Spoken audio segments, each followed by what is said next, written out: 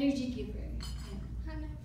Sa akin naman, si Maris, nasabi kong for of a kind kasi, ayan, kay Maris na din ang lahat, napakabuting tao.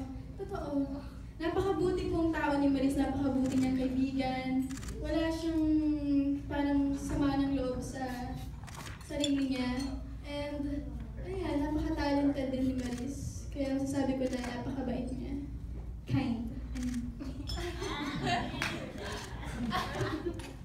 Just a follow-up question lang.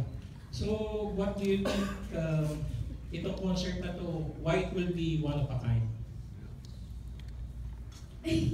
Well, kasi po, four of a kind yung title ng concert is basically because we have different genres po. So unlike other concerts na isa lang yung artist, so isa lang yung magpo-perform. Ito, apat kami, tapos iba-iba po kami ng genre in music. So very interesting po yung buong concept talaga ng concert. And ito, first entry namin na sasayaw kami together.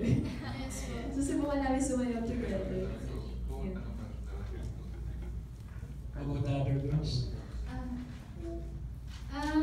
One of a kind tong concert nito kasi we started in Digicon.